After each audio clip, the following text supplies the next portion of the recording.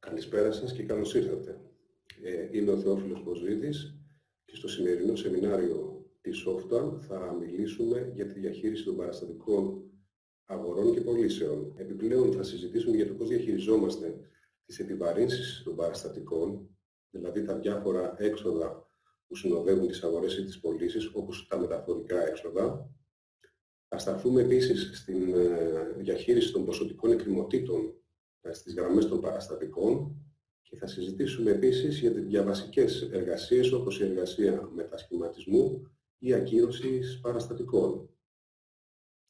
Τέλος, θα μιλήσουμε για τη διαχείριση των βασικών μονάδων μέτρησης αλλά και των εναλλακτικών που το Softan διαθέτει. Σχετικά με τις ερωτήσεις ή απορίες σας, όπως και στα προηγούμενα σεμινάρια, έτσι και σε αυτό θα πρέπει να υποβάλλετε τις ερωτήσεις σας στην περιοχή του chat, οι οποίες θα απαντηθούν στις επόμενες μέρες μετά το σεμινάριο. Ξεκινώντας λοιπόν, θα εργαστούμε στην ενότητα των πωλήσεων. Επιλέγοντας παραστατικά, θα εκτελέσουμε το ευρετήριο των παραστατικών πωλήσεων και εδώ να σας πω ότι η διαχείριση των παραστατικών είναι κοινή σε όποια ενότητα και αν εργαζόμαστε. Άρα λοιπόν, εφόσον γνωρίζουμε να διαχειριστούμε ένα παραστατικό πώλησης, αυτομάτως γνωρίζουμε για τη διαχείριση ενός παραστατικού αγορών. Ξεκινώντας λοιπόν με το ευρετήριο των παραστατικών πωλήσεων, να επιλέξω λοιπόν νέα εγγραφή για να δούμε την οθόνη ενός παραστατικού και τα βασικά στοιχεία που θα πρέπει να συμπληρώσουμε. Επιλέγοντας λοιπόν νέα εγγραφή, καλούμαστε στο πρώτο πεδίο να επιλέξουμε τη σειρά καταχώρησης παραστατικού από την διαθέσιμη λίστα ή πληκτρολογώντας το κωδικό της σειράς. Επιλέγοντας λοιπόν τη σειρά θα προταθεί ο τύπος του παραστατικού, πρόκειται στο παράδειγμά μας για το τιμολόγιο δελτίο αποστολής. Επίσης η σειρά θα προτείνει την αρρύθμιση του παραστατικού, καθώς και στοιχεία όπως το υποκατάστημα της εταιρείας στο οποίο εργαζόμαστε και τον αποθηκευτικό χώρο από τον οποίο θα πραγματοποιηθεί η συναλλαγή. Στα στοιχεία της επικεφαλίδας επίσης συμπληρώνουμε τον πελάτη, αλλά και στοιχεία που αφορούν την τιμολόγησή του, όπως ο πολιτής. Εδώ βλέπετε ότι προτείνεται αυτόματα ο πολιτής με την επιλογή του πελάτη, όπως επίσης και στοιχεία που αφορούν τον τρόπο πληρωμής για το συγκεκριμένο παραστατικό. Όσον αφορά το πώς εργαζόμαστε στις γραμμές του πλέγματος των παραστατικών, έχουμε ήδη συζητήσει σε προηγούμενα σεμινάρια.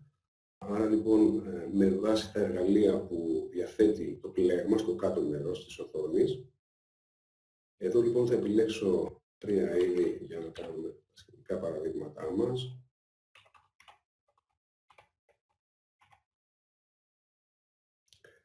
Θα παρατηρήσουμε, εφόσον καταχωρήσουμε το παραστατικό, ότι θα προβληθεί το σχετικό ερώτημα για την εκτύπωση του συγκεκριμένου παραστατικού με βάση τη φόρμα που προτείνεται. Όσον αφορά την εκτύπωση του παραστατικού, υπεύθυνη είναι και σε αυτή την περίπτωση η σειρά του παραστατικού, όπου στα στοιχεία της, επιλέγοντας το link σειρά, μπορώ να προβάλλω τις παραμέτρους της συγκεκριμένης σειράς, όπου θα δούμε ότι στην περιοχή της εκτύπωσης σειράς καθορίζουμε το πώς θα πραγματοποιείται η εκτύπωση ενός παραστατικού. Είτε με αυτόματα, χωρίς να προβάλλει σχετικό ερώτημα, είτε με ερώτηση προς τον χρήστη. Ο εκτυπωτής που θα αποσταλεί, καθώς και η φόρμα που θα χρησιμοποιηθεί για την εκτύπωση. Στις επόμενες καρτέλες συναντάμε στοιχεία που αφορούν τη διεύθυνση και τα στοιχεία τιμολόγησης του πελάτη, στοιχεία επικοινωνίας, αλλά και στοιχεία που αφορούν τη μεταφορά, τον τρόπο δηλαδή που αποστέλουμε τα είδη στον πελάτη. Στην σελίδα Διεθνείς Συναλλαγές διαχειριζόμαστε ξένο νόμισμα, εφόσον ο πελάτης μας παρακολουθείται σε ξένο νόμισμα, ενώ στη σελίδα λοιπά στοιχεία συναντάμε φορολογικά στοιχεία, όπως η διαχείριση της ΜΥΦ, αλλά και επιχειρησιακά στοιχεία, όπως για παράδειγμα το business unit της εταιρείας ή το έργο που η συγκεκριμένη εγγραφή παραστατικού αφορά. Το σημείο το οποίο θα ήθελα να σταθούμε είναι οι σχετικές εργασίες ενός παραστατικού. Επιλέγοντας λοιπόν τις σχετικές εργασίες, προβάλλονται συνοδευτικές εργασίες των παραστατικών. Εδώ θα σταθούμε σε κάποιες και όχι σε όλες, διότι κάποιες σχετικές εργασίες θα αναλυθούν σε επόμενα σεμινάρια, όπως η σχετική εργασία που αφορά τους διακανονισμούς ή την αντιστοίχηση των παραστατικών. Θα ήθελα λοιπόν να σταθούμε στην σχετική εργασία της εξόφλησης, όπου μας δίνεται η δυνατότητα κατά την καταχώρηση ενός παραστατικού από το συγκεκριμένο σημείο να καταχωρήσουμε και το εξοφλητικό παραστατικό του τιμολογίου. Επιλέγοντας λοιπόν εξόφληση, έχουμε τη δυνατότητα να καταχωρήσουμε το σχετικό εξοφλητικό. Στο πεδίο σειρά επιλέγουμε τη σειρά ίσπραξης, θα καταχωρήσουμε. Ο πελάτης και τα στοιχεία του προτείνονται αυτόματα και καθορίζουμε την αξία εξόφλησης.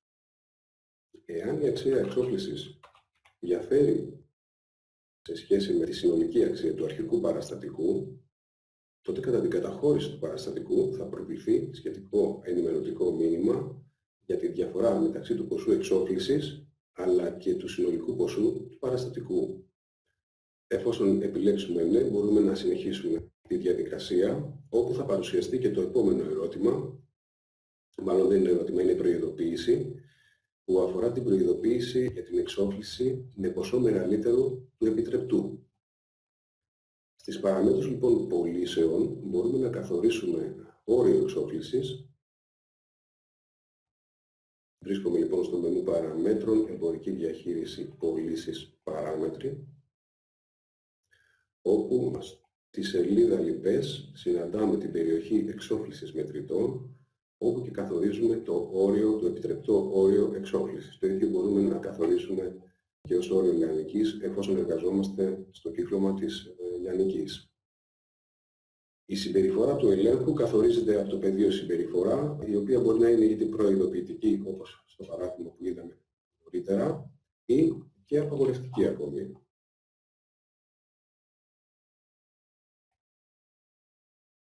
Τα παραστατικά εξόφλησης που δημιουργούνται έμεσα μέσω της σχετικής εργασίας μπορούμε να τα εντοπίσουμε στη χρηματοοικονομική διαχείριση του μενού, ταμειακή διαχείριση και στις εισπράξεις των πελατών. Εδώ λοιπόν θα εντοπίσουμε το παραστατικό που καταχωρήθηκε έμεσα, στο οποίο δεν έχουμε δυνατότητα να το τροποποιήσουμε, δεν μπορούμε να επέμβουμε στις γραμμές του, ή εφόσον επέμβουμε δεν ενεργοποιείται ποτέ η καταχώρηση. Επίσης δεν μπορούμε να διαγράψουμε ένα παραστατικό το οποίο έχει προκύψει έμεσα.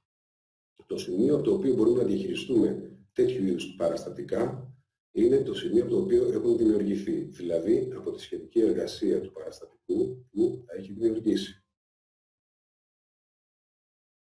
Από αυτό το σημείο λοιπόν μπορώ να τροποποιήσω και να επεξεργαστώ τα στοιχεία, αλλάζοντας τις αξίες για παράδειγμα, ή ακόμη και να διαγράψω το συγκεκριμένο παραστατικό από το link που βρίσκεται στο κάτω αριστερό μέρος της οθόνης.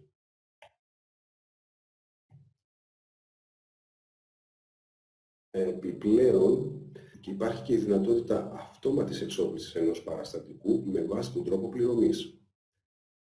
Εάν λοιπόν εδώ επιλέξουμε ως τρόπο πληρωμής της μετρητής και εφόσον έχουμε παραμετροποιήσει κατάλληλα την σειρά μας, προβάλλω λοιπόν και πάλι τις παραμέτρους της σειράς και αυτή τη φορά στην καρτέλα ειδικά στοιχεία καθορίζουμε τον αυτόματο τρόπο εξόφλησης, ο οποίος μπορεί να προβάλλει και σχετικό ερώτημα προς τον χρήστη ή να πραγματοποιείται αυτόματα με βάση τον τρόπο πληρωμής. Επιλέγοντας το πλήκτρο ανατρόπο πληρωμής, στο πλέγμα που εμφανίζεται δηλώνουμε τους τρόπους πληρωμής βάσει των οποίων θα πραγματοποιείται αυτόματη εξόφληση.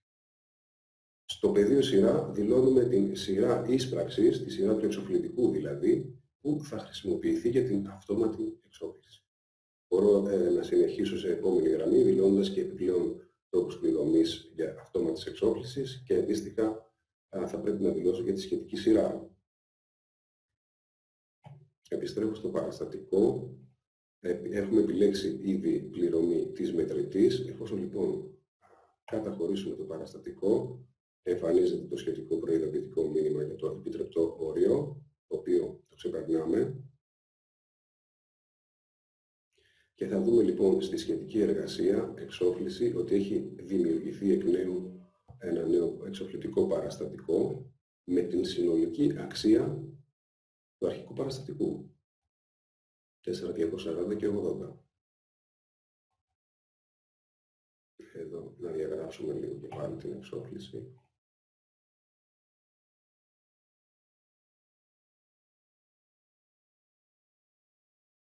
Επιπλέον, στις σχετικές εργασίες θα συναντήσουμε εργασίες που αφορούν το μετασχηματισμό του παραστατικού, όπως η σχετική εργασία προήλθε από μετασχηματίστηκε σε και το ιστορικό μετασχηματισμό. Εάν, για παράδειγμα, μετασχηματίσουμε ένα παραστατικό, ο μετασχηματισμός πραγματοποιείται με δεξί κλικ επί την εγγραφή ενός παραστατικού και την επιλογή μετασχηματισμός. Για τη συγκεκριμένη εργασία θα συζητήσουμε αναλυτικά στη συνέχεια. Οπότε, εδώ, για να ολοκληρώσω το μετασχηματισμό του παραστατικού και να δούμε τις σχετικές εργασίες, επιλέγουμε τη σειρά που επιθυμούμε να μετασχηματιστεί το αρχικό μας παραστατικό. Ας υποθέσουμε ότι θα το μετασχηματίσουμε σε ένα πιστωτικό τιμολόγιο δελτίο αποστολής. Επιλέγοντας εκτέλεση, και εδώ πραγματοποιείται ο έλεγχος αφημί επί των παραστατικών, παράμετρος που καθορίζεται στους τύπους των παραστατικών, ο έλεγχος αφημί. Εδώ λοιπόν έχει δημιουργηθεί το πιστωτικό τιμολόγιο και εφόσον λοιπόν το καταχωρήσουμε, θα δούμε ότι εδώ στα αποτελέσματα επίσης εμφανίζονται τα παραστατικά, το παραστατικό που έχει μετασχηματιστεί αλλά και αυτό που έχει δημιουργηθεί. Το πιστωτικό λοιπόν παραστατικό θα ενημερωθεί ότι έχει προέλθει από το δελτίο αποστολής τιμολόγιο που χρησιμοποίησαμε στο παράδειγμά μας. Αντίστοιχα, το τιμολόγιο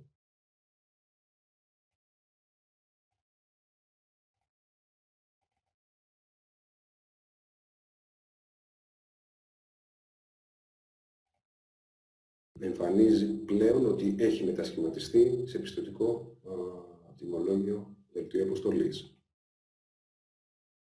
Η σχετική εργασία ιστορικών μετασχηματισμών θα εμφανίσει την ιστορικότητα του μετασχηματισμού σε δεντροειδή μορφή, αλλά και σε μορφή πλέγματος, με δυνατότητες drill down και σε αυτή την περίπτωση.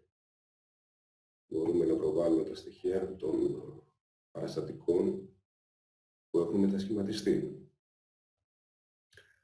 Τέλος, να σας αναφέρω σύντομα και τις σχετικές εργασίες που αφορούν την επιλογή συμφωνίας, μέσω της οποίας μπορούμε να επιλέξουμε μια διαφορετική τιμολογιακή πολιτική, ώστε να εφαρμοστεί κατά την τιμολόγηση σε σχέση με αυτήν που αυτόματα προτείνεται.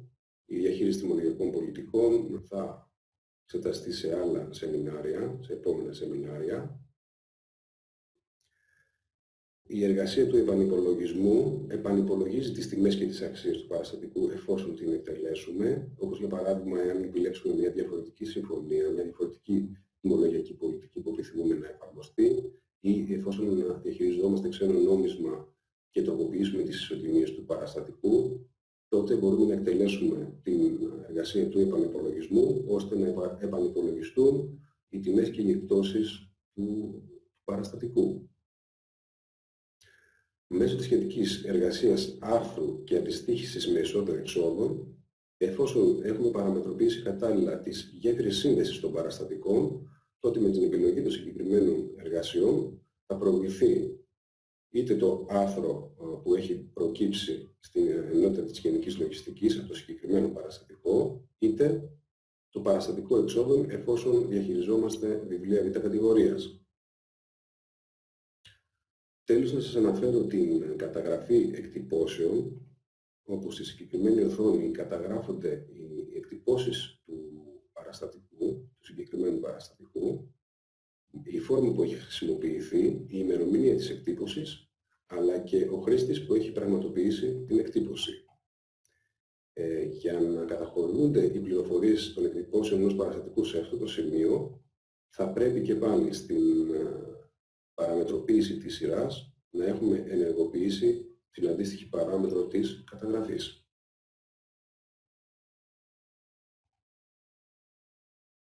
Τέλος, με τις εργασίες εμφάνισης σε χαρτική δρομολόγηση, εμφανίζονται τα στοιχεία διεύθυνσης του πελάτη στο Google Maps.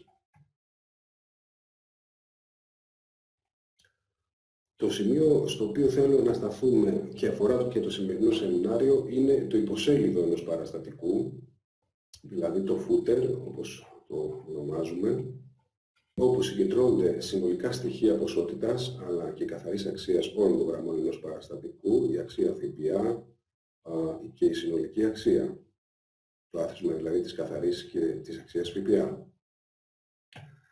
Επίσης, μέσω του υποσέλιδου ενός παραστατικού μπορούμε να διαχειριστούμε τις επιβαρύνσεις ή τα έξοδα που συνοδεύουν τα παραστατικά.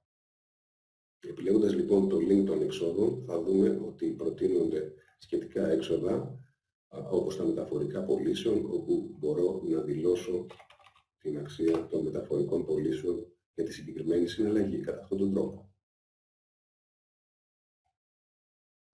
Τα έξοδα λοιπόν τα διαχειριζόμαστε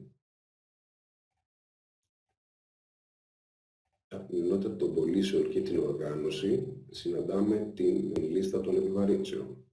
Εδώ λοιπόν θα εντοπίσουμε, εφόσον χρησιμοποιείτε την πρώτη παράμετρο ποίηση της Ofton, θα εντοπίσετε έτοιμες εγγραφές εξόδων και βέβαια μπορείτε να δημιουργήσετε νέες δαπάνες, νέα έξοδα που αφορούν τα παραστατικά με νέες εγγραφές. Εδώ έχω προετοιμάσει ήδη ένα έξοδο για τα παραδείγματά μας, όπου πέρα από το πεδίο του κωδικού της σύντμησης και της περιγραφής του εξόδου, θα πρέπει να καθορίσουμε τον τρόπο που υπολογίζεται. Στο πεδίο λοιπόν τρόπος υπολογισμού μπορούμε είτε να επιλέξουμε την τιμή δίνεται κατά την τιμολόγηση και να καθορίζουμε την αξία του εξόδου κατά την τιμολόγηση, όπως νωρίτερα είδαμε τα μεταφορικά πωλήσεων, ή να επιλέξουμε κάποιον από τους διαθέσιμους τύπους υπολογισμού. Σε αυτές τις περιπτώσεις το έξοδο προκύπτει με βάση, όπως για παράδειγμα, την ποσότητα είδους επί την αξία επιβάρυνσης.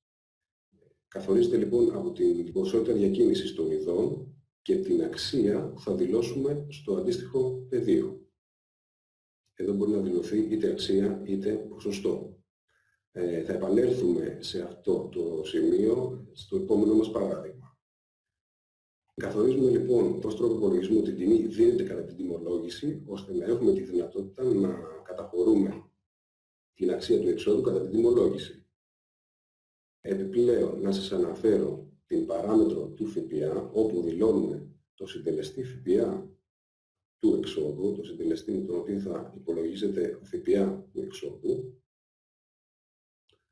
και επιπλέον την παράμετρο επιλογής στην τιμολόγηση, ώστε να είναι διαθέσιμο το έξοδο προς επιλογή στις γραμμές του πλέγματος των εξόδων και της οθόνης του παραστατικού.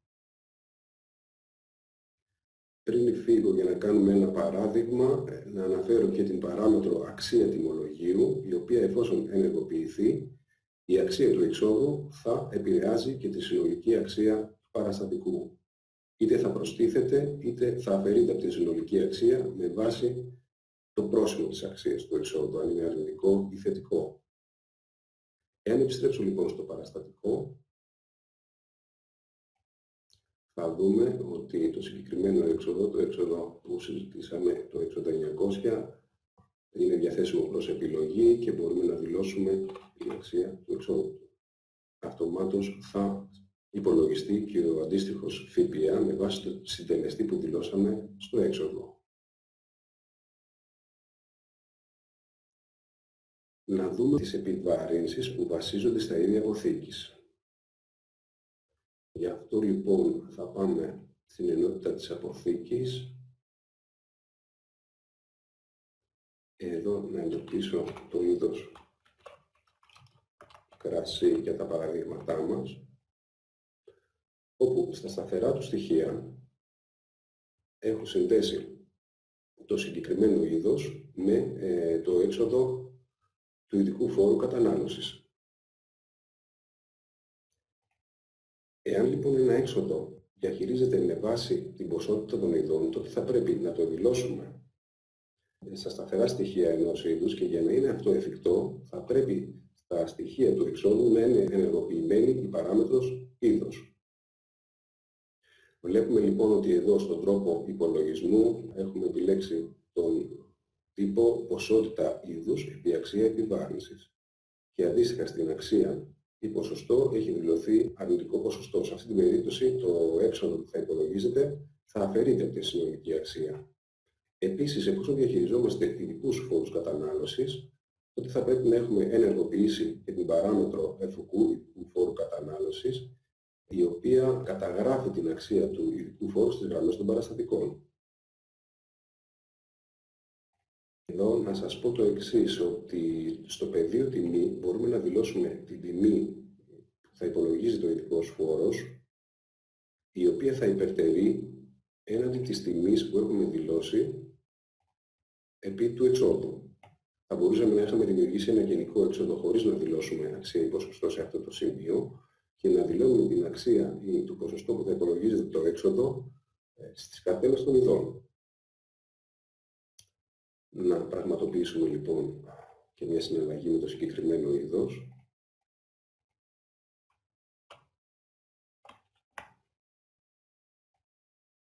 Με βάση λοιπόν την ποσότητα του είδους, παρατηρείτε ότι υπολογίζονται και τα σχετικά έξοδα που αφορούν τον ειδικό φόρο κατανάλωσης.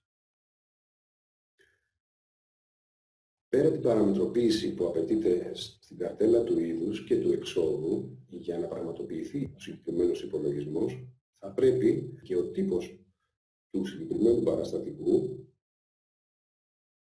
στη σελίδα εμπορικά να υποστηρίζει τον υπολογισμό επιβαρύνσεων.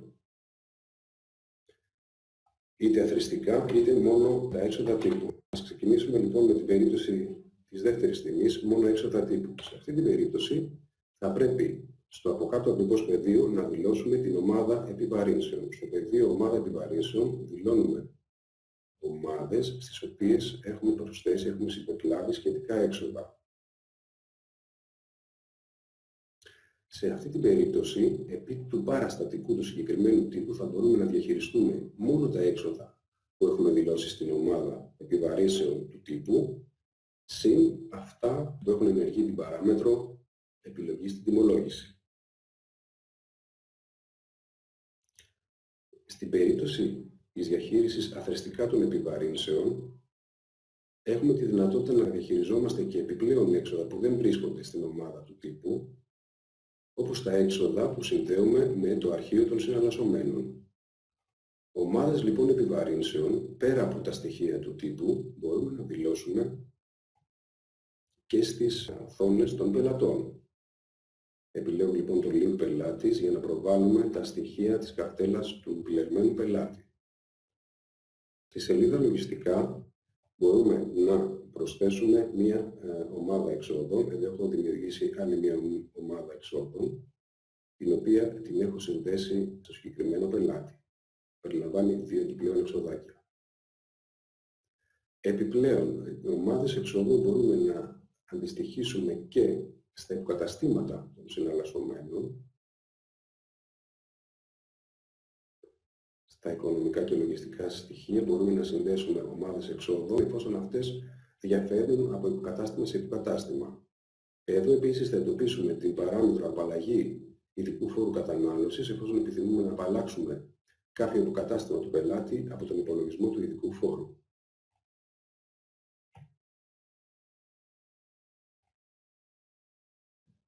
Άρα λοιπόν, εφόσον στον πελάτη έχουμε δηλώσει ομάδα εξόδων και στον τύπο την τιμή αθροιστικά όσον αφορά τις επιβαρύνσεις, στην οθόνη των εξόδων θα προβάλλονται και τα έξοδα που αφορούν τις ομάδες που έχουν δηλωθεί στους συναλλασσομένους. Στην ομάδα του τύπου έχουμε δηλώσει τα τρία πρώτα έξοδα που έρχονται προτινόμενα και τα δύο επόμενα προέρχονται από την ομάδα που είναι συνδεμένος ο πελάτης μας. Επιπλέον είναι διαθέσιμα και όλα τα έξοδα εκείνα που επιλέγονται κατά την τιμολόγηση. Εδώ επίσης να προσθέσουμε με προσθήκη στήλης την στήλη του εφοικού για να δούμε πως η αξία του ειδικού φόρου κατανάλωσης καταγράφεται και στις γραμμές ενός παραστατικού.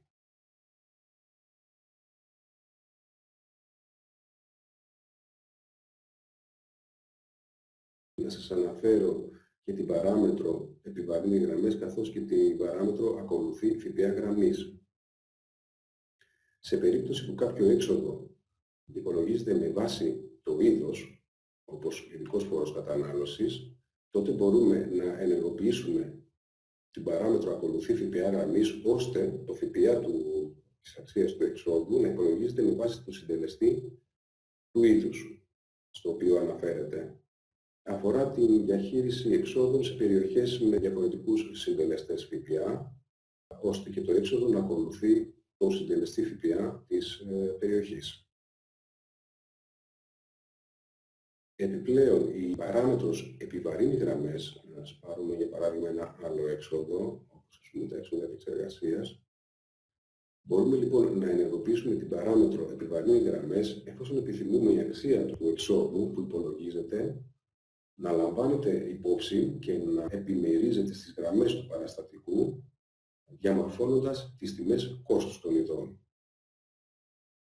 Θα πρέπει λοιπόν, για να μπορούμε να χρησιμοποιούμε και την αξία εξόδων στον υπολογισμό τιμών κόστους, το έξοδο να επιβαρύνει γραμμές, και εφόσον καθορίσουμε ότι επιβαρύνει γραμμές σε ένα έξοδο, θα πρέπει να καθορίσουμε επίσης και τον τρόπο που θα επιμερίζεται η αξία στις γραμμές του παραστατικού, μέσω του πεδίου τρόπος επιμερισμού.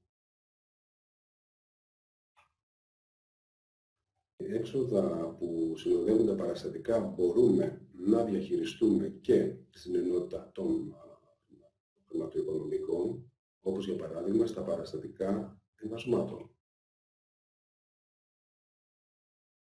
Πρόκειται για ταμειακά παραστατικά, όπου στην επικεφαλίδα του παραστατικού δηλώνουμε το χρηματικό λογαριασμό, για παράδειγμα ένα λογαριασμό όψεως, και στις γραμμές του εμβάσματος τους πελάτες πραγματοποιούν την κατάθεση.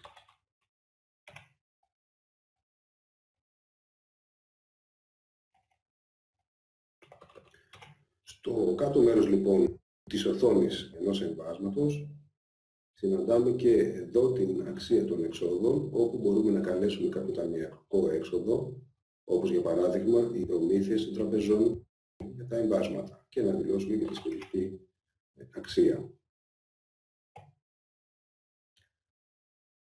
Την διαχείριση των ταμειακών εξόδων μπορούμε να πραγματοποιήσουμε από τράπεζες και χρηματικοί λογαριασμοί ταμειακές επιβαρύνσεις.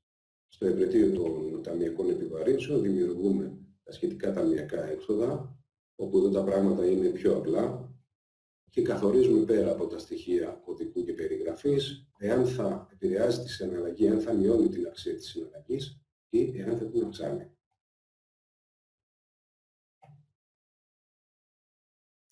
Λοιπόν, να κλείσω λιγάκι εδώ τα παράθυρα για να συνεχίσουμε με την εργασία του μετασχηματισμού. Θα εργαστούμε και σε αυτή την περίπτωση στην ενότητα των πωλήσεων. Θα επιλέξουμε λοιπόν και εδώ να καταχωρήσουμε ένα παραστατικό για τα παραδείγματά μας. Αυτή τη φορά θα καταχωρήσουμε ένα παραστατικό παραγγελίας. Επιλέγω λοιπόν τον πελάτη στο παραστατικό παραγγελίας και κάποια είδη για να πραγματοποιήσουμε σχετικά παραδείγματα.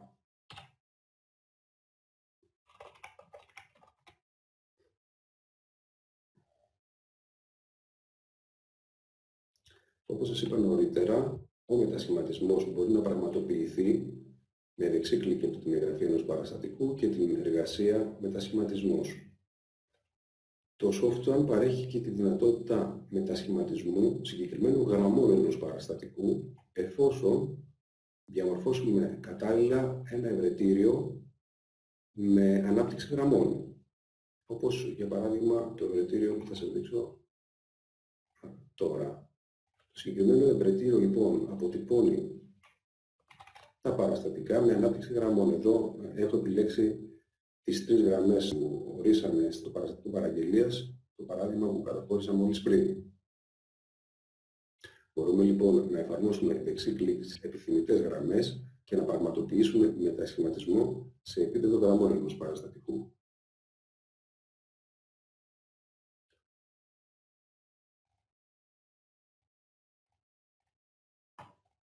Επανέρχομαι λοιπόν στην οθόνη του παραστατικού παραγγελίας. Πριν δούμε την εργασία του μετασχηματισμού, να σας αναφέρω ότι εφόσον επιθυμούμε να παρακολουθούμε ποσοτικές εκκρεμότητες, τότε στον τύπο των παραστατικών και στη σελίδα εκκρεμότητες και μετασχηματισμοί θα πρέπει να δηλώσουμε σχετική εκκρεμότητα. Τη διαθέσιμη λίστα. Εδώ μπορείτε, όσο να επιλέξουμε το link εκκρεμότητα, να δημιουργήσετε τις εκκρεμότητες που εσείς επιθυμείτε, προσθέτοντας νέες γραμμές και τα λεκτικά και να χρησιμοποιήσετε τα λεκτικά της περιγραφές που σας βολεύουν. Αυτό που έχει σημασία, όπως ας πούμε στο παράδειγμά μας, πρόκειται για ένα παραστατικό παραγγελίας, άρα η εκκρεμότητα δεσμεύει ποσότητες των ειδών που έχουν εισαχθεί στην παραγγελία. Το βασικό λοιπόν στοιχείο μιας εκκρεμότητας είναι το πεδίο κατηγορία.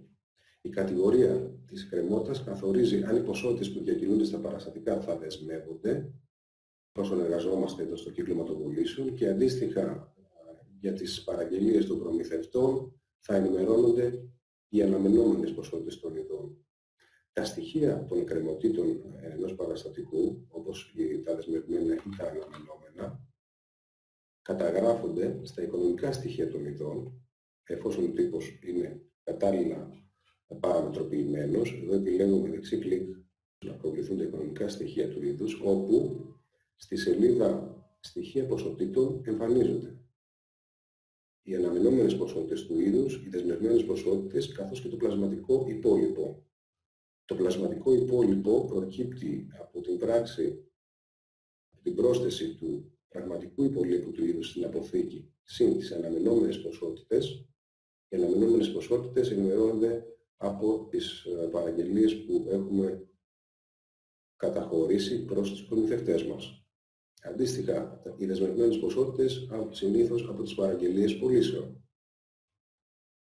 Στο κάτω μέρος της οθόνης μπορούμε επίσης να προβάλλουμε τα παραστατικά αυτά που έχουν δεσμεύσει τις ποσότητες του συγκεκριμένου είδους, με δυνατότητες delete-out.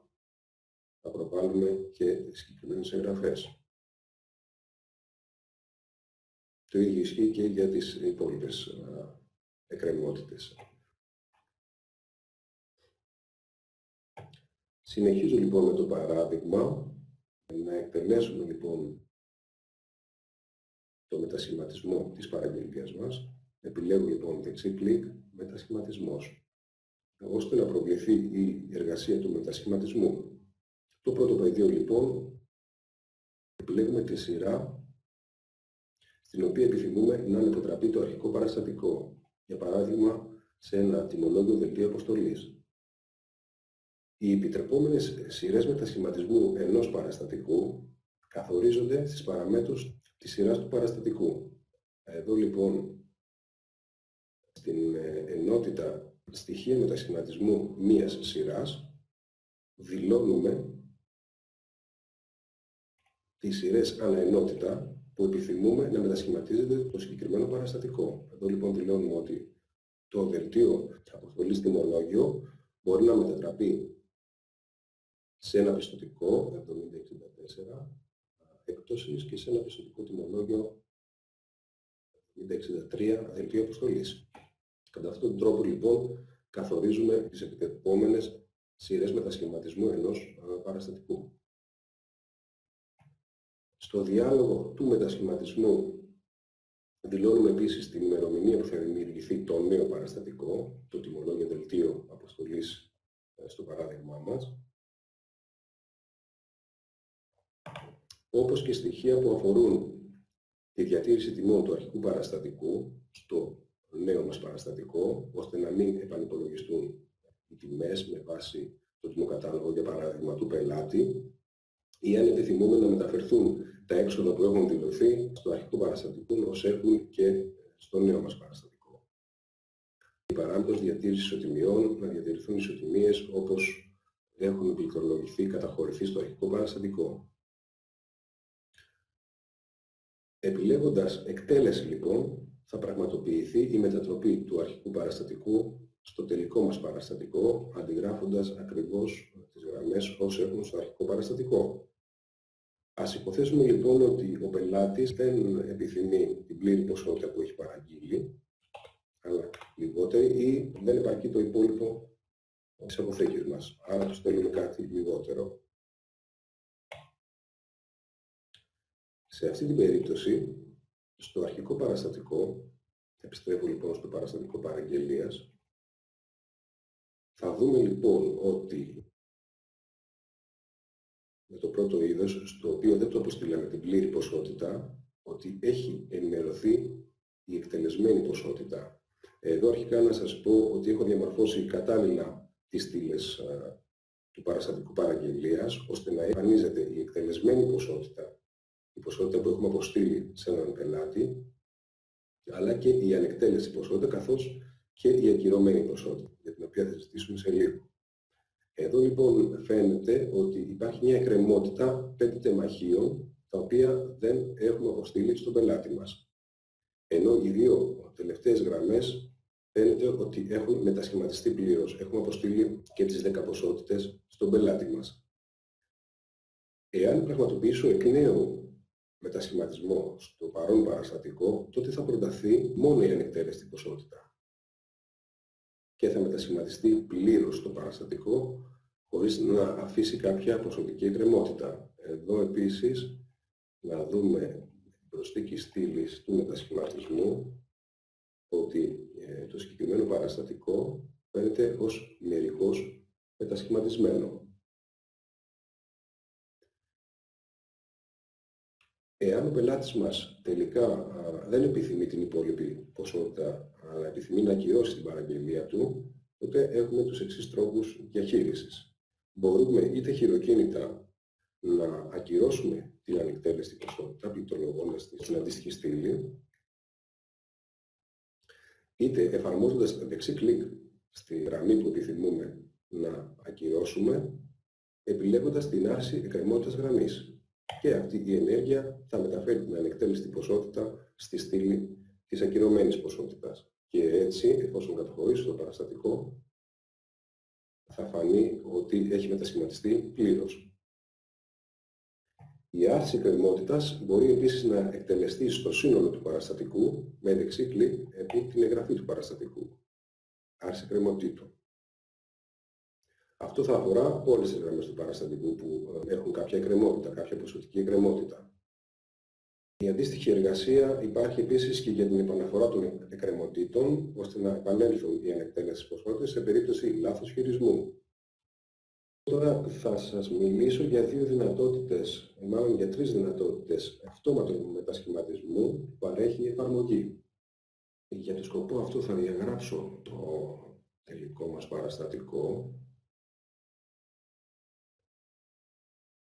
Και εδώ βλέπετε, διαγράφοντας το παραστατικό, επανέρχονται και οι σχετικές εκκρεμότητες. Εδώ να επαναφέρουμε και την εκκρεμότητα της πρώτης γραμμής.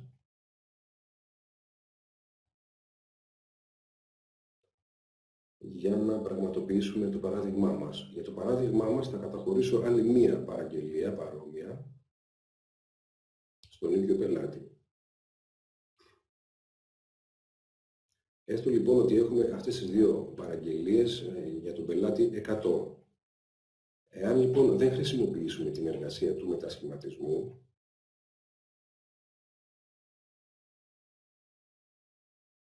μπορούμε να αντιστοιχίσουμε ένα τελικό παραστατικό στον πελάτη μας, όπως για παράδειγμα το τιμολόγιο δελτίο αποστολής, με τη δυνατότητα της αυτόματης κάλυψης. Εάν λοιπόν καλέσω τα ίδια είδη που φέρουν και οι παραγγελίες σε ένα τελικό παραστατικό με τον πελάτη μας, και έστω ότι ο πελάτης εδώ το αποστέλνουμε 15 τεμάχια από κάθε είδος,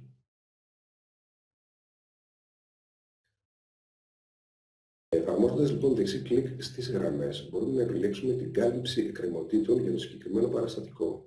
Σε αυτή την περίπτωση, και εφόσον επιλέξουμε τους τύπους παραστατικών που επιθυμούμε να καλύψουμε τις εκκρεμότητες του τιμολογίου, όπως για παράδειγμα τις παραγγελίες, θα εμφανιστούν αντίστοιχα οι παραγγελίες εκείνες, οι προγενέστερες ή της ίδιας ημερομηνίας με το παραστατικό του τιμολογίου, που φέρουν τον ίδιο πελάτη, καθώς και κοινές γραμμές με το παραστατικό που καταχωρούμε. Εφόσον επιλέξουμε OK, θα δούμε λοιπόν ότι οι γραμμές του τελικού παραστατικού του τιμολογίου αντιστοιχίζονται με τις γραμμές των παραστατικών των παραγγελιών. Στη σχετική εργασία προήλθε από θα έχει ενημερωθεί πλέον με τις δύο παραγγελίες που έχουν καλύψει τις ποσοτικές εκκρεμότητες του τιμολογίου. Εδώ παρατηρείτε ότι παρότι έχουμε όμοιες γραμμές κωδικών, δεν πραγματοποιείται συμπίκνωση των γραμμών, παρότι ο τύπος του παραστατικού προβλέπει συμπίκνωση όμοιων γραμμών. Επειδή λοιπόν το back order, δηλαδή τις ποσοτικές εκκρεμότητες, τις τηρούμε σε επίπεδο γραμμών και αντιστοιχίζουμε γραμμές παραγγελίας με γραμμές παραστατικού, εδώ γίνεται το σπάσιμο γραμμών με βάση τις γραμμές που αντιστοιχίζονται από τα παραστατικά παραγγελιών. Η πρώτη παραγγελία για το είδος 1002 είχε 10 τεμάχια και η δεύτερη παραγγελία είχε 5. Θα δούμε λοιπόν ότι στα παραστατικά των παραγγελιών το πρώτο παραστατικό έχει πλήρως μετασχηματιστεί, γιατί έχουν εκτελεστεί και οι τρεις γραμμές του, ενώ το δεύτερο παραστατικό, από το δεύτερο παραστατικό έχουμε αντλήσει μόνο τις μισές ποσότητες ανά είδος. Άρα λοιπόν υπάρχουν και σχετικές εκκρεμότητες. Γι' αυτό και στο τελικό παραστατικό έχει γίνει το σπάσιμο των γραμμών, παρότι η κωδική είναι κοινή. Ένας άλλος τρόπος που μπορούμε να επιτύχουμε την αυτόματη κάλυψη, δηλαδή τον αυτόματο μετασχηματισμό, εδώ να επαναφέρω λίγο τις παραγγελίες μου, διαγράφω το παραστατικό που μόλις δημιουργήσαμε. Βλέπετε επανέρχονται και οι παραγγελίες μου ως ανεκτέλεστες. Θα δούμε λοιπόν πώς με έναν εναλλακτικό τρόπο, πώς καταχωρώντας ένα τελικό παραστατικό, μπορούμε αυτομάτως να το αντιστοιχίσουμε με σχετικές παραγγελίες του ίδιου συναλλασσομένου. Θα πρέπει λοιπόν στον τύπο ενός τελικού παραστατικού, τιμολόγιο δελτίο αποστολής, και στην ενότητα των εκκρεμωτήτων να δηλώσουμε τύπο αυτόματης κάλυψης, τύπο παραστατικού. Εδώ είναι διαθέσιμα τα παραστατικά που επιθυμούμε να καλύπτουν τις ποσοτικές εκκρεμότητες του τιμολογίου δελτίου αποστολής για το παράδειγμά μας.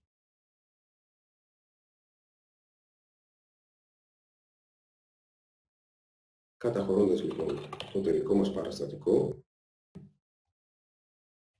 με τα είδη που χρησιμοποιούμε στα παραδείγματά μας, θα δούμε ότι και σε αυτή την περίπτωση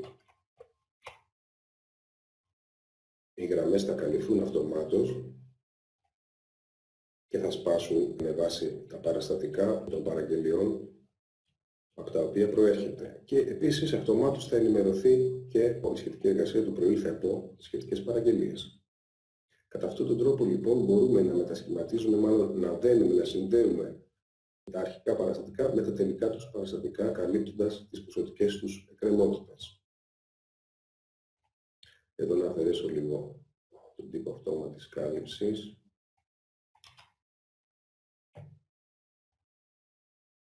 Τέλος, να σας αναφέρω και την τρίτη δυνατότητα αυτόματου μετασχηματισμού, η οποία καθορίζεται από τις παραμέτρους της σειράς. Και εδώ, στα ειδικά στοιχεία, όπου είχαμε συζητήσει και για τους αυτόματους τρόπους εξόφλησης, συναντάμε και την περιοχή του αυτόματου μετασχηματισμού, όπου μπορούμε είτε αυτόματα είτε με ερώτημα που θα προβάλλεται προς τον χρήστη, κατά την καταχώρηση του συγκεκριμένου παραστατικού να το μετασχηματίζουμε ταυτόχρονα σε ένα άλλο παραστατικό, να το μετατρέπουμε και σε ένα άλλο παραστατικό με την καταχώρηση. Φανταστείτε την περίπτωση ενός δελτίου αποστολής, το οποίο καταχωρώντας το επιθυμούμε αυτόματα αυτό να μετατρέπεται και σε τιμολόγιο. Λίγο παρακάτω θα συναντήσουμε και τη σειρά τιμολογίου. Αυτές είναι οι τρεις περιπτώσεις αυτόματου μετασχηματισμού.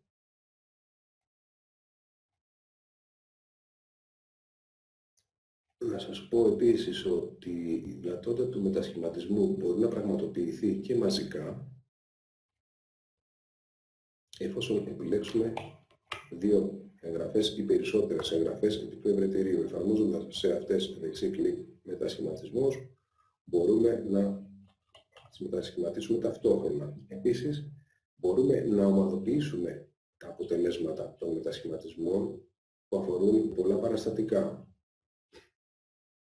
μέσω του πεδίου ομαδοποίησης.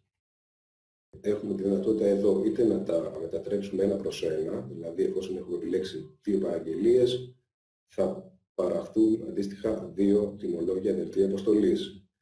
Ενώ οι υπόλοιπες τρεις τιμές αφορούν την ομαδοποίηση και τη συμπίκνωση των αρχικών παραστατικών σε ένα τελικό παραστατικό με βάση το συναλλασσόμενο και το νόμισμα ή το υποκατάστημα του συναλλασσομένου. Σε αυτή την περίπτωση, εφόσον τα παραστατικά που έχουμε επιλέξει αφορούν τον ίδιο συναλλασσόμενο, θα παραχθεί ένα τιμολόγιο δελτίου αποστολής. Επίσης, στη διαδικασία, εφόσον μετασχηματίζουμε πλήθος παραστατικών, μπορούμε να την εκτελέσουμε μαζικά. Άρα το αποτέλεσμα του μετασχηματισμού δεν θα προβληθεί στην οθόνη, αλλά μπορούμε να το προβάλλουμε μόνο από τα αποτελέσματα της εργασίας. Εδώ βλέπουμε ότι οι δύο παραγγελίες έχουν μετασχηματιστεί σε ένα παραστατικό και εφόσον επιθυμούμε να τα εκτυπώσουμε μαζικά, μπορούμε να επιλέξουμε το πλήκτρο εκτύπωση παραστατικών και να δηλώσουμε τον εκτυπωτή που θα αποσταλούν, καθώς και τη φόρμα και τα αντίγραφα που επιθυμούμε να εκτυπωθούν. Επιπλέον, μαζικός μετασχηματισμός παραστατικών μπορεί να πραγματοποιηθεί από την σχετική εργασία του μενού πωλήσεων, εκτέλεση μετασχηματισμών, όπου και σε αυτή την περίπτωση δηλώνουμε τη σειρά που θα πραγματοποιηθεί ο μετασχηματισμός, ας πούμε τη σειρά των παραγγελιών, τις οποίες θέλουμε να τις μετατρέψουμε σε τιμολόγια δελτία αποστολής. Στο ημερομηνιακό διάστημα θα καθορίσουμε το ημερομηνιακό εύρος, στο οποίο η εφαρμογή θα αναζητήσει τα παραστατικά παραγγελιών, ώστε να τα μετατρέψει σε τιμολόγια δελτία αποστολής. Επίσης, συναντάμε επιπλέον φίλτρα για να περιορίσουμε τις εγγραφές των παραστατικών που θα μετασχηματιστούν. Εκτελώντας την εργασία, θα παραχθούν αντίστοιχα τα τιμολόγια δελτία αποστολής που αφορούν το διάστημα που έχουμε δηλώσει στο ημερομηνιακό πεδίο. Και εδώ θα συναντήσουμε τον τρόπο μετασχηματισμού, όπου μπορούμε είτε να ομαδοποιήσουμε τους μετασχηματισμούς σε ένα παραστατικό με βάση το συναλλασσόμενο, είτε να πραγματοποιήσουμε τους μετασχηματισμούς ένα προς ένα, τα παραστατικά δηλαδή των παραγγελιών, να δημιουργήσουν το καθένα και ένα νέο τιμολόγιο δελτίο αποστολής. Θα σας πω επίσης ότι εφόσον επιθυμούμε να διαγράφουμε ή να τροποποιούμε παραστατικά που έχουν μετασχηματιστεί, θα πρέπει να ρυθμίσουμε κατάλληλα την παράμετρο που βρίσκεται στην περιοχή εκκρεμότητες και μετασχηματισμοί του τύπου αυτή τη φορά, όπου με την παράμετρο διαγραφή μετασχηματισμού ακυρωμένου επιτρέπουμε ή όχι στους χειριστές να μπορούν να διαγράψουν ένα παραστατικό που έχει μετασχηματιστεί, όπως επίσης και να μεταβάλουν ή να αλλάξουν κάποιο είδος σε παραστατικό που έχει προέλθει από μετασχηματισμό. Έλεγχοι που καθορίζονται στους τύπους των παραστατικών.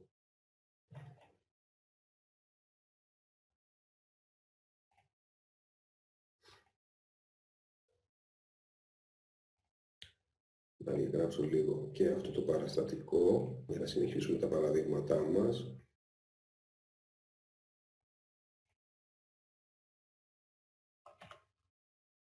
Να προσθέσω τη στήλη του μετασχηματισμού, για να δω ότι δεν είναι μετασχηματισμένα τα παραστατικά μας, ωραία. Θα ήθελα να συζητήσουμε για την επεξεργασία παραστατικών. Είναι μια εναλλακτική προσέγγιση της εφαρμογής στους τρόπους μετασχηματισμού των παραστατικών. Είδαμε προηγουμένως ότι εκτελώντας τη διαδικασία του μετασχηματισμού, την εργασία του μετασχηματισμού και για να τηρούμε τις ποσοτικές εκκρεμότητες, δεν πραγματοποιείται σε αυτή την περίπτωση η συμπίκνωση γραμμών.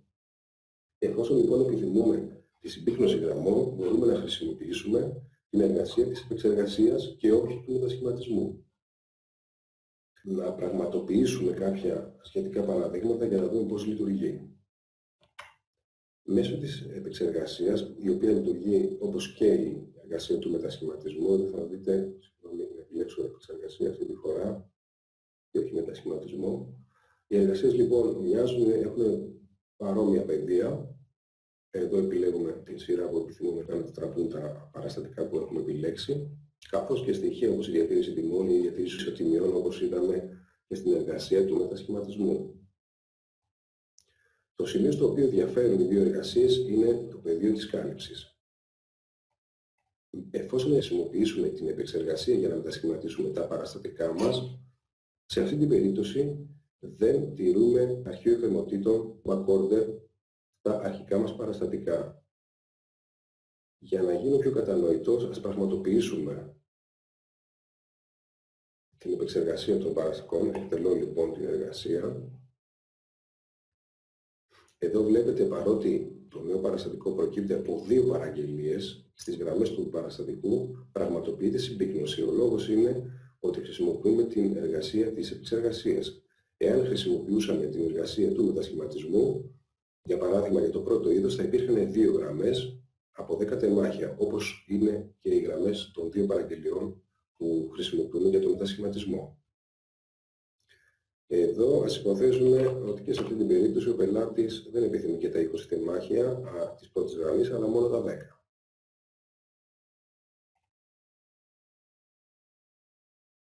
Θα δούμε λοιπόν, εφόσον έχουμε επιλέξει συνολική άρση εκκρεμωτήτων κατά την εκτέλεση της επεξεργασίας, θα δούμε λοιπόν ότι στα παραστατικά των παραγγελιών έχουν ενημερωθεί όχι οι εκτελεσμένες ποσότητες, αλλά οι ακυρωμένες. Άρα λοιπόν εδώ ακυρώνουμε την εκκρεμότητα των αρχικών παραστατικών. Επίσης θα δούμε ότι και στο επόμενο παραστατικό έχει ενημερωθεί η στήλη ακυρωμένη με την συνολική ποσότητα των ειδών. Παρότι ο πελάτης τελικά δεν επιθυμούσε τη συνολική ποσότητα των 20 τεμαχίων του είδους 1002, 10 στην πρώτη παραγγελία και 10 στη δεύτερη, 20. Παρ' όλα αυτά, οι παραγγελίες δεν έχουν αφήσει πια εκκρεμότητες και φαίνονται ως πλήρως μετασχηματισμένες. Πριν επιστρέψω στην εργασία της επεξεργασίας, να σας πω ότι στη σχετική εργασία που προήλθε από δεν θα εμφανιστούν τα αρχικά παραστατικά, διότι πραγματοποιούμε άρση, ακυρώνουμε τις ποσοτικές εκκρεμότητες. Διαγράφω το παραστατικό για να πραγματοποιήσουμε και νέα παραδείγματα επεξεργασίας. Εδώ θα επαναφέρω τις εκκρεμότητες, επαναφορά εκκρεμωτήτων.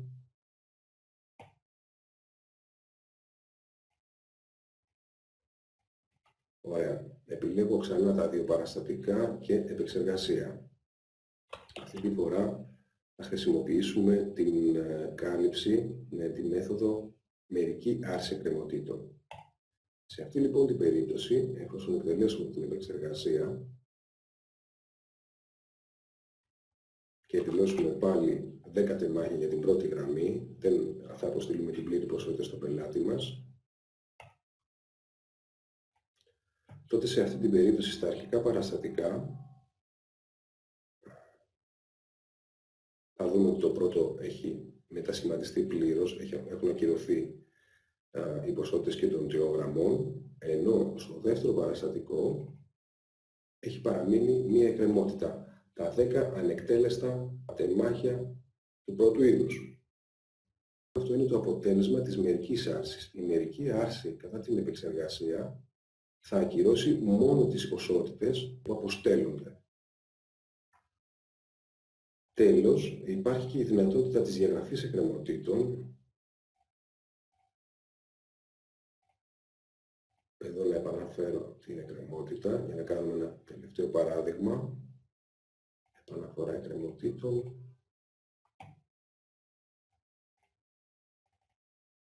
Ωραία.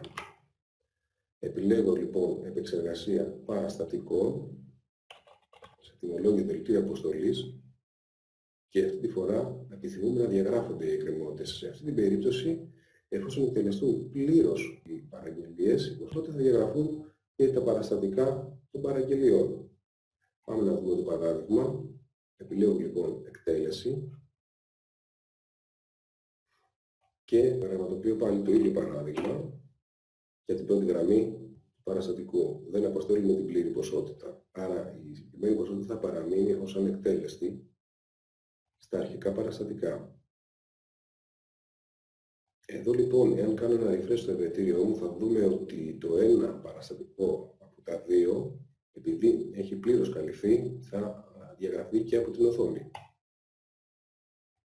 Ενώ το παραστατικό 39 παραμένει στην οθόνη διότι έχει ανεκτέλεστη ποσότητα.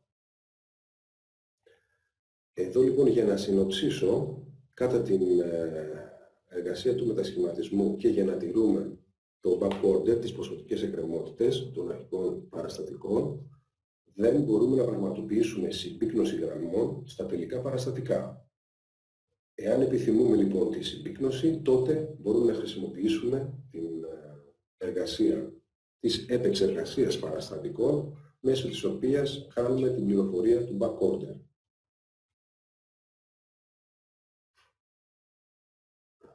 Επιπλέον, στο κύκλωμα των πωλήσεων έχουμε την εξής δυνατότητα. Μπορούμε, είμαι ακόμη στην ενότητα των μετασχηματισμών, να σας πω δύο λογάκια ακόμη και θα περάσουμε στις ακυρώσεις των παραστατικών. Μπορούμε λοιπόν με δεξί κλικ επί παραστατικού, για παράδειγμα στην ενότητα των πωλήσεων, να επιλέξουμε μεταφορά σε και να δημιουργήσουμε ένα παραστατικό αγοράς. Φανταστείτε ότι αποστέλουμε μια παραγγελία πώλησης, χρησιμοποιήσω την παραγγελία του πελάτη μας, την οποία θα τη μετατρέψω σε παραγγελία αγορών προς προμηθευτή. Με τη συγκεκριμένη εργασία θα δημιουργήσουμε αντίστοιχη παραγγελία που θα φέρει τα ίδια είδη σε ένα προμηθευτή. Στις γραμμές της εργασίας βλέπουμε τα είδη της παραγγελίας πωλήσεων, καθώς και προτείνεται αυτομάτως ο προμηθευτής για το κάθε είδος. Εδώ, εάν δηλώσω διαφορετικό προμηθευτή αναγραμμή, τότε θα παραχθούν τόσα παραστατικά με την εκτέλεσή της, όσοι και οι προμηθευτές που έχουμε δηλώσει στο πλέγμα. Ο προμηθευτής που προτείνεται στις γραμμές των ειδών καθορίζεται στα σταθερά στοιχεία των ειδών,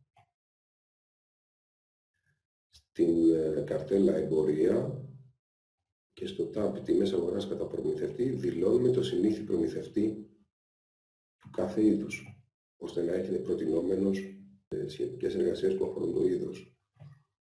Θα μπορούσαμε επίσης να δηλώσουμε έναν άλλο προμηθευτή στην επικεφαλίδα της εργασίας, ο οποίος αντίστοιχα θα προταθεί και στις γραμμές. Δεξιότερα εμφανίζονται μάλλον οι ποσότητες της παραγγελίας, καθώς και αυτές που επιθυμούμε τελικά να αγοράσουμε. Όπως επίσης και εμφανίζονται και στοιχεία υπολείπου σε επίπεδο αποθηκευτικών χώρων, στο σύνολο μάλλον των αποθηκευτικών χώρων, ή μπορούμε να περιορίσουμε τα υπόλοιπα με βάση τον αποθηκευτικό χώρο που θα δηλώσουμε στην επικεφαλίδα. Τέλος, επιλέγουμε τη διαδικασία να εκτελεστεί στην οθόνη ώστε να προβληθούν τα παραστατικά ή το παραστατικό πριν το καταχωρήσουμε, ή μαζικά ώστε να πραγματοποιηθεί και η εκτύπωσή τους. Την ίδια δυνατότητα μπορούμε να τη χρησιμοποιήσουμε και για το κύκλωμα της παραγωγής. Μπορούμε να μετατρέψουμε ένα παραστατικό πωλήσεων ή αγορών σε ένα παραστατικό παραγωγής αντίστοιχα.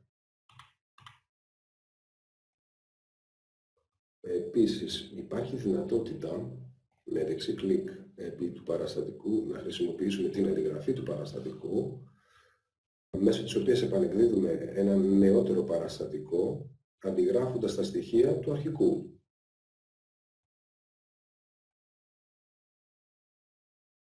Εδώ τώρα έχουμε δημιουργήσει ένα νέο παραστατικό παραγγελίας με βάση το παραστατικό το οποίο αντιγράψαμε. Να συζητήσουμε λιγάκι στη συνέχεια για τις περιπτώσεις ακύρωσης ενός παραστατικού. Μπορούμε με δεξί κλικ επί εγγραφής παραστατικού να επιλέξουμε την ανέρεση κινήσεων. Αυτό θα έχει ως αποτέλεσμα να ακυρώσουμε το παραστατικό, εδώ τα σχετικά μηνύματα επιβεβαίωσης. Άρα λοιπόν το συγκεκριμένο παραστατικό θα εμφανίζεται πλέον ως ακυρωμένο και δεν θα ενημερώνει και δεν θα εμφανίζεται καλύτερα στα οικονομικά στοιχεία του πελάτη και των ειδών. Εάν επιλέξουμε λοιπόν τις κινήσεις του πελάτη, δεν θα εμφανίζεται το συγκεκριμένο παραστατικό στα στοιχεία του, ενώ παραμένει στη λίστα των παραστατικών ως εγγραφή. Εάν επιθυμούμε να παραχθεί και αντιλογιστικό παραστατικό, τότε θα πρέπει να χρησιμοποιήσουμε την εργασία της ακύρωσης με αντιλογισμό.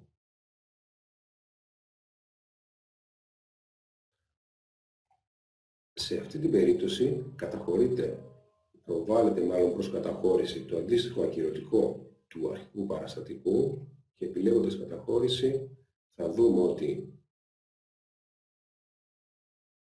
να δούμε λίγο και το ακυρωτικό. Εδώ λοιπόν στα στοιχεία του πελάτη σε αυτή την περίπτωση θα εμφανίζονται οι κινήσεις και του αρχικού αλλά και του τελικού παραστατικού με ανάποδες κινήσεις ώστε να μηδενίζει το υπόλοιπο της κίνησης του τιμολογίου. Για να μπορέσουμε να ακυρώσουμε ένα παραστατικό θα πρέπει στα στοιχεία της σειράς του να δηλώσουμε την αντίστοιχη αντιλογιστική σειρά ακύρωσης, η οποία πραγματοποιεί τις ανάποδες κινήσεις όσον αφορά τους πελάτες και τα είδη που διακινούνται στο παραστατικό.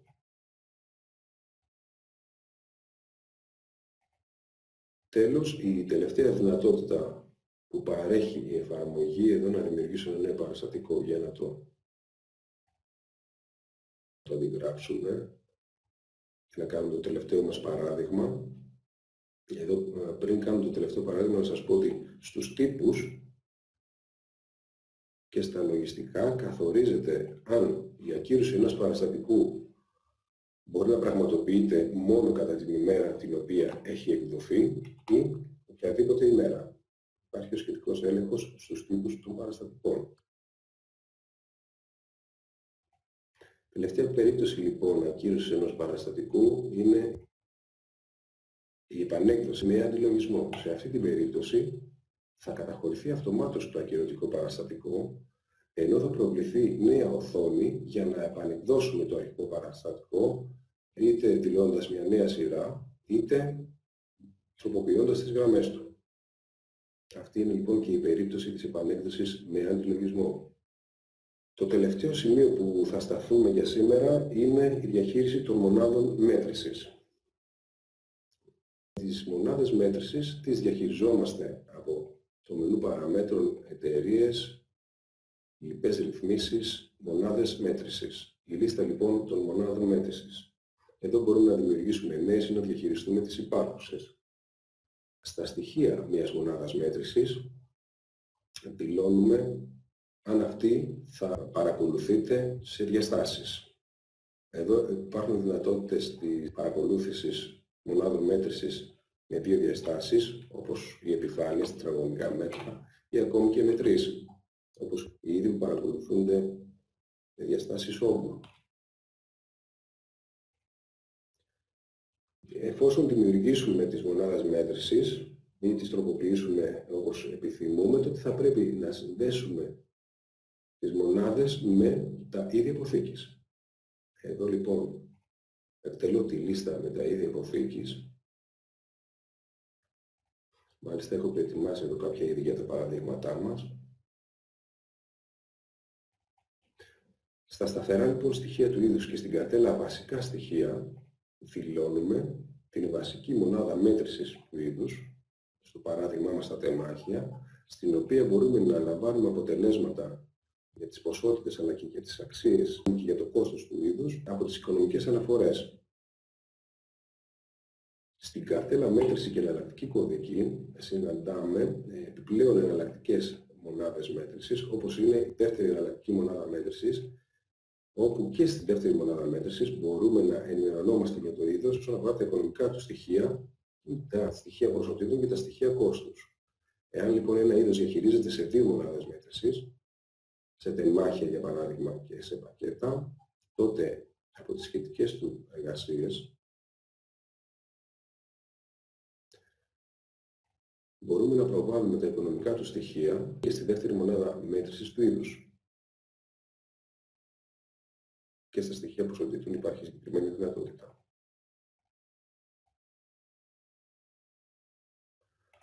Στο παράδειγμα μας λοιπόν βλέπουμε ότι η κύρια μονάδα μέτρησης του είδους είναι το τεμάχιο, ενώ χρησιμοποιούμε και μία δευτερεύουσα μονάδα μέτρησης, το πακέτο, ένα πακέτο το οποίο αντιστοιχεί σε 100 τεμάχια.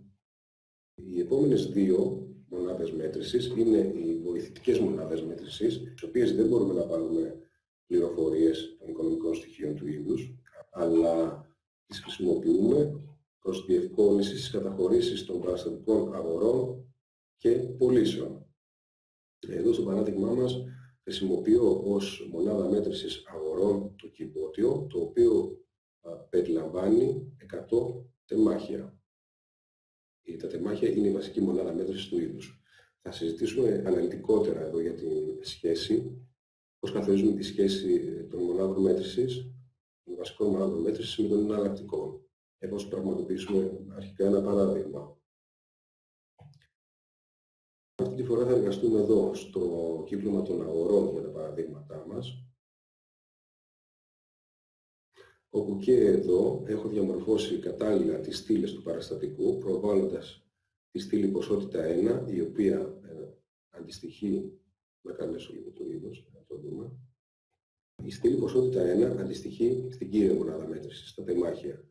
Η στήλη ποσότητα 2 αντιστοιχεί στην δεύτερη μονάδα μέτρησης, δηλαδή στο πακέτο, ενώ η ποσότητα TAF, η ποσότητα τιμολόγησης δηλαδή, αντιστοιχεί στη μονάδα μέτρησης τιμολόγησης, όπου έχουμε δηλώσει το κυβότιο.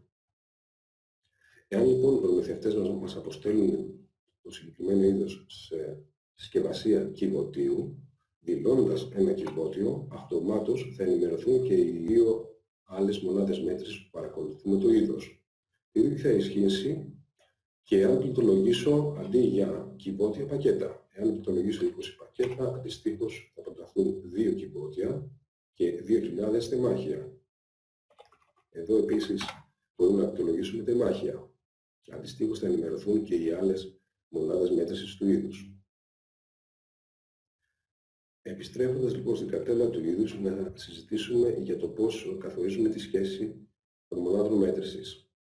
Στο παράδειγμα λέμε λοιπόν ότι ένα πακέτο περιέχει 100 τεμάχια. Αυτό λοιπόν καθορίζεται από τις παραμέτρους αποθήκης και από την παράμετρο συντελεστής μονάδας μέτρησης, ο οποίος μπορεί να λειτουργήσει είτε ως πολλαπλασιαστής είτε ως διαιρέτης. Στο παράδειγμά μας το χρησιμοποιούμε ως διαιρέτη. Άρα λοιπόν για να προκύψει η δεύτερη μονάδα μέτρησης θα πρέπει να διαιρέσουμε την ποσότητα της βασικής μονάδας μέτρησης με το συντελεστή. Θα μπορούσαμε αντίστοιχα, εφόσον χρησιμοποιούσαμε τον πολλαπλασιαστή, εδώ να θέσουμε ένα κλάσμα τύπου 1/100. Άρα λοιπόν την τιμή 0,01. Σε αυτή την περίπτωση, εάν αγοράζαμε 100 τεμάχια, τότε τα 100 τεμάχια θα ισοδυναμούσαν με ένα πακέτο 100 επί 0,01 ίσον 1. Κατά αυτόν τον τρόπο μπορούμε να χειριστούμε και τον πολλαπλασιαστή. Θα σταθώ επίσης στο σημείο της παραμετροποίησης της αυστηρής σχέσης μεταξύ των μονάδων μέτρησης. Είδαμε στο προηγούμενο παράδειγμα ότι εναλλάσσοντας την ποσότητα των πακέτων ή των κυβωτίων ή των τεμαχίων, αυτομάτως οι αλλαγές αυτές μεταφερόντουσαν και στις υπόλοιπες μονάδες μέτρησης. Εδώ θα χρησιμοποιήσουμε το δεύτερο είδος που έχω προετοιμάσει, το παράδειγμά μας, όπου το συγκεκριμένο είδος, η κύρια μονάδα μέτρησης είναι τα κιλά, ενώ έχω καθορίσει ως εναλλακτική μονάδα μέτρησης 2 αλλά και αγορών το δοχείο. Επίσης έχω καθορίσει ότι ένα δοχείο περιέχει συνήθως 50 κιλά. Σε αυτή την περίπτωση, επειδή τα δοχεία δεν περιέχουν πάντα 50 κιλά, αλλά ενίοτε η ποσότητά τους διαφέρει, αποκλίνει, μπορεί να είναι λιγότερη ή λίγο μεγαλύτερη, τότε δεν επιθυμούμε την αυστηρή σχέση μεταξύ των δύο μονάδων μέτρησης, γιατί ένα δοχείο δεν συμπεριλαμβάνει πάντα 50 κιλά. Η περίπτωση της αφήνομης την πρώτη φορά, όσον καθορίσουμε αυτή την τιμή, θα δούμε ότι Πάμε λοιπόν να κάνουμε και ένα παράδειγμα για να γίνει κατανοητό. Δούμε λοιπόν ότι καλώντας το συγκεκριμένο είδος και εφόσον δηλώσω ποσότητα, εδώ θυμίζω ότι η κύρια μονάδα μέτρησης είναι τα κιλά, ενώ η δεύτερη τα δοχεία. Εφόσον λοιπόν επιλέξω δοχεία, αυτομάτως θα προταθούν και τα αντίστοιχα κιλά. 50 και 50, 100.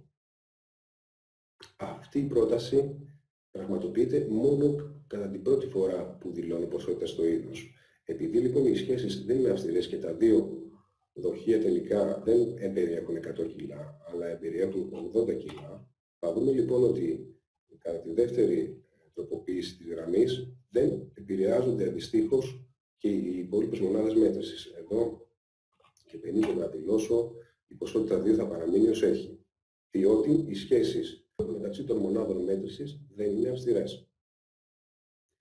Κατά αυτόν τον τρόπο λοιπόν διαχειριζόμαστε είδη που παρακολουθούνται σε μονάδες μέτρησης δοχείων ή κιλών ή βαρελιών, τα οποία δεν περιέχουν πάντα ακριβή ποσότητα του είδους. Να επισημάνω το εξής, ότι πληκτρολογώντας τιμή, βλέπετε ότι η τιμή, η αξία μάλλον, προκύπτει από το γινόμενο της ποσότητας της βασικής μονάδας μέτρησης επί την τιμή. Η εφαρμογή μας δίνει βέβαια τη δυνατότητα, ανακύκλωμα, εδώ εργαζόμαστε στο κύκλωμα των αγορών, οι τιμές να αφορούν τη μονάδα μέτρησης τιμολόγησης εφόσον το καθορίσουμε σε αυτό το σημείο. Σε αυτή την περίπτωση, εδώ να ξαναφέρω λίγο τη γραμμή του δεύτερου είδους. Εάν λοιπόν πούμε ένα δοχείο θα προταθούν 50 κιλά, ενώ το γινόμενο της τιμής θα πραγματοποιηθεί πια με την ποσότητα της τιμολόγησης, δηλαδή επί τα δοχεία. Αυτό λοιπόν καθορίζεται από τις παραμέτρους του κυκλώματος αγοράς και από το πεδίο τιμές στη μονάδα μέτρησης. Επίσης, να αναφέρω σύντομα και τις δύο τελευταίες περιπτώσεις διαχείρισης μονάδων μέτρησης. Πρόκειται για τη διαχείριση των ειδών που παρακολουθούνται με διαστάσεις. Η κύρια μονάδα μέτρηση είναι τα τετραγωνικά. Σε αυτή την περίπτωση, στη σελίδα ιδιότητες, δηλώνουμε τις διαστάσεις, για παράδειγμα μήκος επιπλάτους που συνήθως το είδος πωλείται, και εφόσον ενεργοποιήσουμε και τον υπολογισμό, τότε κατά την κλίση του είδους σε παραστατικό θα υπολογίζεται αυτόματα και η ποσότητα σε τετραγωνικά μέτρα με βάση το γινόμενο μήκος επιπλάτους. Πάμε λοιπόν να καλέσουμε και αυτό το είδος στο παραστατικό μας. Εδώ βέβαια να προσθέσω ως στήλες, γιατί στις στήλες διάσταση 1 και διάσταση 2 του είδους.